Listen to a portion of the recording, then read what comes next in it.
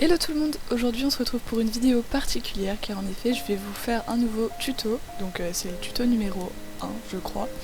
En tout cas je suis ravie de vous faire ce tuto donc qui consistera à vous faire tout simplement la base du croquis.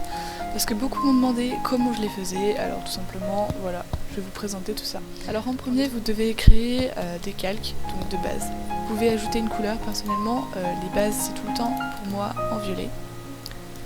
C'est quelque chose que je fais régulièrement. N'hésitez pas à nommer vos calques parce que vous en aurez beaucoup. Une fois que le croquis sera fait, vous pourrez bien évidemment tout regrouper, voire même supprimer certains calques. Donc on va d'abord se concentrer sur l'axe et importer un modèle. On va tout de suite s'attarder aux axes. Donc en première vue, vous devez commencer par créer des axes. Donc on valide en couleur, on va choisir une couleur vert fluo et grosso modo vous devez tracer les axes principaux. Donc moi je sais que je trace toujours l'encolure, voilà, au moins je suis sûre. Hop, voilà, vous faites vraiment des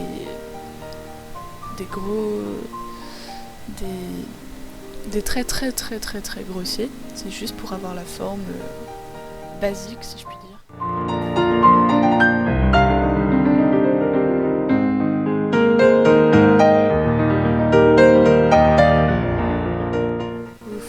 Des traits légèrement plus nets, plus jolis, sachant que la base en soi ne va pas trop vous servir dans le dessin.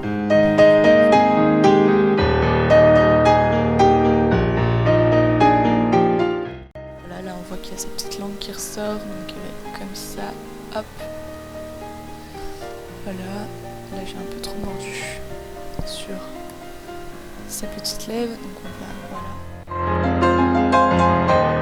Ensuite on a bien son équilibre par là, bien qu'il va descendre un tout petit peu, faut assez doser. Ensuite on va aller comme ça.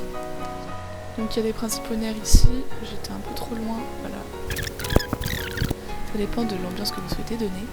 Ensuite donc on a l'œil qui est ici, bien qu'il n'est pas aussi gros. On va tout simplement venir faire un arrondi, tout brut pour le moment. On sait très bien qu'il y a un nerf qui est ici. Et maintenant je vais changer de couleur pour faire l'écran. Donc je vais repartir sur un noir très foncé.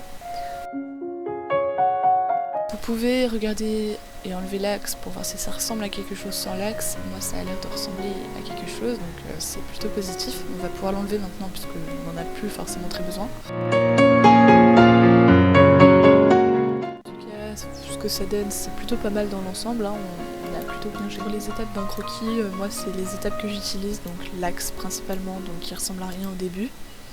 Vous décalez l'image et après à partir de ça vous essayez d'obtenir un cheval. Donc voilà, j'espère que ce tuto vous aura plu.